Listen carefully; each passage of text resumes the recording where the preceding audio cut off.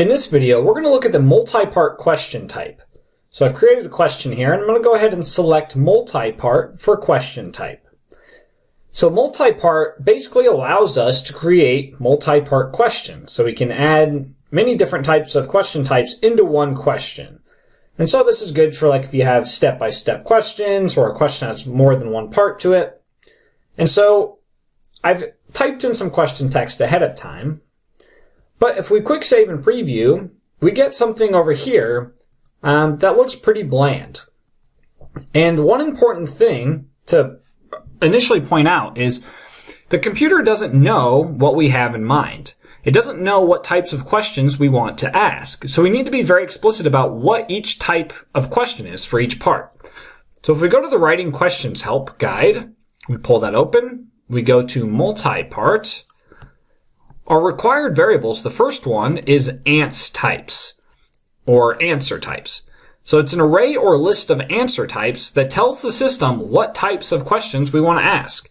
So we've got a list of options here. So for example, calculated, we enter calculated, multiple answer, we do multants, and so on. So we'll go ahead and start by defining ans types. And maybe we want the first one to be a calculated number, and the second one we want to be a multiple answer type question. So we'll go ahead and create that array. We'll put a semicolon.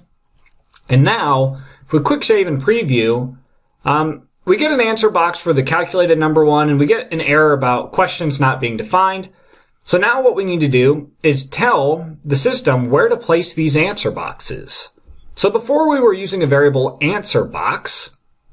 So if we go to part A, and we put, how much did John's height change by? And we maybe put answer box feet and then preview loc, except we want this to be inches. So answer box inches and then preview loc. And we quick save and preview. We get array inches array, which looks kind of weird. The reason this is because in a multi-part question, basically everything from other questions now become arrays. So answer box is now an array of answer boxes. And so we need to indicate that we want the first element from the answer box array. So we'll do answer box 0.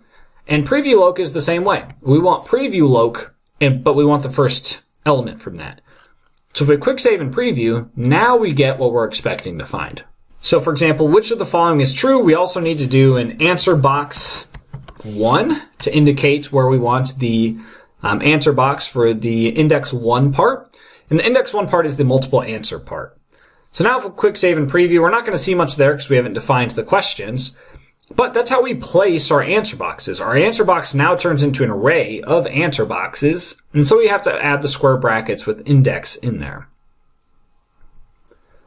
Okay, so we'll go ahead and quickly define some variables. I'm just going to make some stuff up. So maybe hi is a random number between 40 and 50.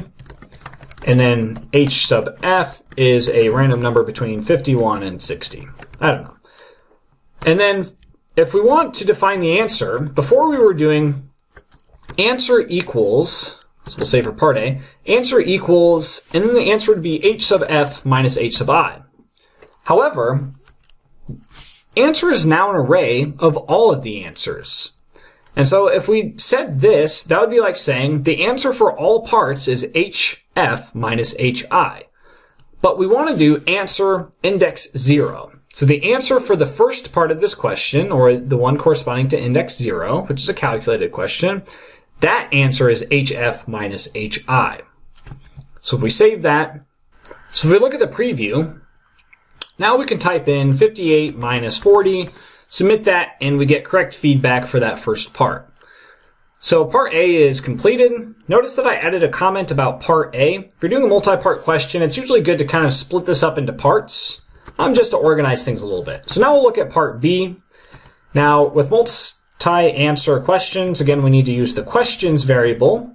But now questions is an array, so we need to indicate which part we're looking at, which is index 1. So now we'll create an array. I'm just going to put up some dummy answers like this one, not this one, certainly not this one. And again, answers is now an array, so we do answers 1, and then it's just 0. So now we can save that.